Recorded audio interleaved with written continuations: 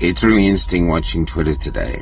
There's so many people on Twitter, and I applaud all of them, trying to argue as to why the disinformation bill is so dangerous. What I find interesting is I think the MP that was pushing it is saying 75% of Australians want this bill. You know, they want us to protect them against disinformation. Well, that's not actually the case, and we all know it. We want the government to fix the roads. We want the government to maybe decide to stay the fuck out of our lives and stop destroying the country. I mean, you're spending millions. You've never once addressed all the vax injuries, all the vax deaths. You know, you've never addressed anything.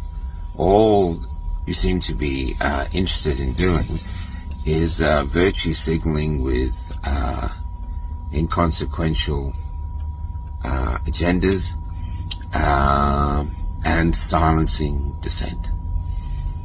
And here is why I really feel it for Australians today, because I think a lot of Australians have seen this coming for a long time. People say, you know, we've got to get people to wake up. They've always been awake. They saw what we saw. But what they decided to do was to try to ride it out, to try to look the other way, to try and hope that those who are tackling it can get it fixed, or, you know, or maybe they thought it will all just disintegrate and we'll just go back to a world where common sense is the foundation. And I think now it's clear to people that that is not happening. There's a new era trying to be born, and it's silent, and it's dark, and it will change your life and your children's lives forever. And you are the only one who can stop it peacefully. And you have the weapon, the great weapon given to us by, who knows, maybe the gods, I don't know. But it's free speech. In good times, we use free speech to identify problems, figure solutions, and prosper. That's how we became such a great nation, or one of the reasons.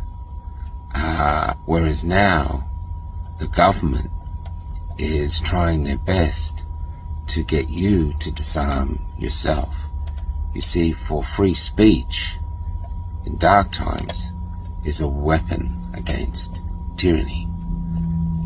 But if they steal it off you, then you might feel, wow, you stole it off me, and you'll be fired up to take it back. But if you hand it over, if you go, here, take it from me, I don't want it, or you just hand it over silently, like we did with our guns, then you've got no redress.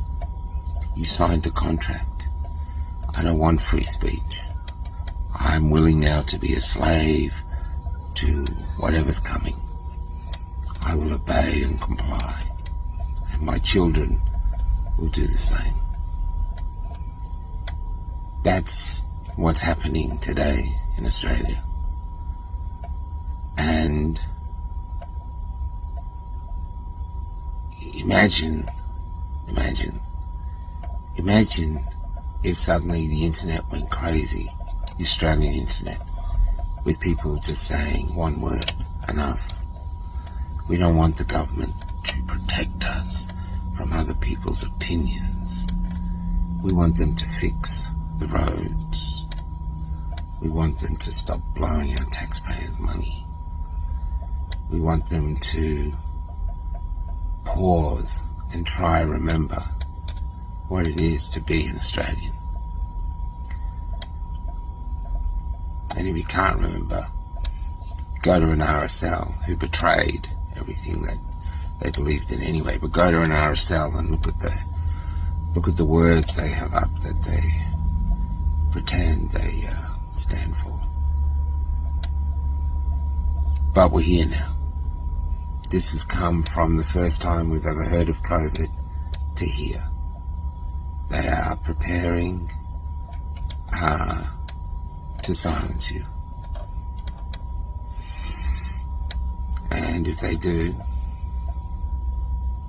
or if they manage it, there'll only be one person to blame if they succeed.